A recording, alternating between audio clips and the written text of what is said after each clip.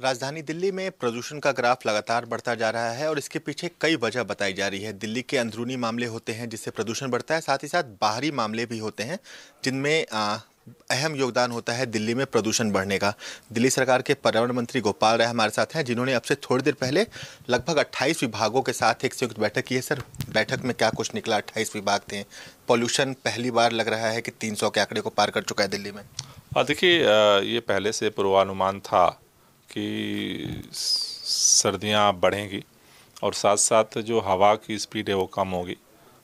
उसको देखते हुए अब धीरे धीरे प्रदूषण का स्तर बढ़ने लगा है। 300 से पार प्रदूषण गया है और उसको देखते हुए पूरे दिल्ली के अंदर ग्रैब 2 का जो डायरेक्शन COQM का है उसे लागू कर दिया गया है। उसको दिल्ली में और कैसे बेहतर तरीके से इम्प्लीमेंट किया जाए, उसके लिए आज हमने जो है सभी विभागों की संयुक्त बैठक की और जिसमें कई महत्वपूर्ण निर्णय हम लोगों ने लिया है। इसमें से पहला निर्णय लिया है ख़ासतौर से जो हॉट स्पॉट्स हैं और उन पर विशेष मॉनिटरिंग शुरू होगी। जितने जो DC इंचार्ज हैं हॉट स्पॉट्स के 25 तारीख को ग्राउंड विजिट खुद करेंगे और वहाँ जो भी अगर कोई कमी है उसको जो है दूर करके वहाँ पे एक्शन प्लान को तेज करेंगे। साथ ही साथ अभी आज हमने ये देखा है कि 13 हॉट स्पॉट्स के अलावा करीब 8 ऐसे एरियाज हैं जहाँ पे AQI थोड़ा ज़्यादा दिख रहा है। इसके लिए स्पेशल टीम बनाई गई है जो वहाँ ग्राउंड विजिट करके और क्या सोर्स हैं उसको आइडेंटिफाई करेगी और उसको कंट्रोल करने के लिए एफर्ट करेगी।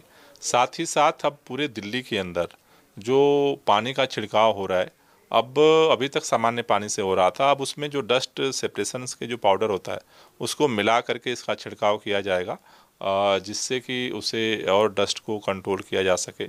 इसी तरह से अब बस और मेट्रो की फ्रीक्वेंसी बढ़ाने के लिए निर्देश जो है वो जारी किए गए हैं कि बस की फ्रीक्वेंसी बढ़ाई जाए। साथ ही साथ पर्यावरण बस सेवा जो है वो शुरू करने की तैयारी शुरू करने के निर्देश दिए गए हैं। मेट्रो में जो 7-8 मिनट की जो गैप है उसे 5-6 करने का और जहाँ पे 4-5 का है उसे 2-3 करने का निर्णय दिया गया है। उसी तरह से जो SDMs हैं वो RWA की मीटिंग बुलाएंगे और वो जो गार्ड्स होते हैं उन लोगों को जो है उनसे हीटर दिलवाने के उपलब्ध कराने के लिए जो है निर्णय लेंगे। सर, कई स्कीम्स होती हैं, चाहे वो ऑड इवन हो या फिर red light on engine of हो। 26 तारीख से आपने मुहिम शुरू की है, लगता है कि इस बार भी उसकी परमिशन मिलेगी? क्योंकि पिछली बार जो रेड लाइट ऑन है, इंजन ऑफ है, उसका सर जो परमिशन थी वो नहीं मिल पाई थी। देखिए, इस बार रेड लाइट ऑन गाड़ी आपको एक जन जागरूकता अभियान के रूप में चलाया जाएगा जिसमें सिविल डिफेंस वॉलंटियर्स को नहीं लगा रहे हैं। इस बार जो सामाजिक संगठन है, जो इको क्लब है, पर्यावरण मित्र हैं, RWAs हैं, जो हमारे जो प्रतिनिधि हैं, विधायक हैं, पार्षद हैं, तो सब लोग मिल करके इसे एक जन जागरूकता के अभियान के रूप में चलाएंगे। क्योंकि रेड लाइट पर इंजन तो हम ही बंद नहीं करते हैं, तो हम सब मिल करके एक दूसरे को इसका प्रचार करें कि भाई रेड लाइट अगर आती है तो अपना जो है गाड़ी का इंजन बंद कर लें।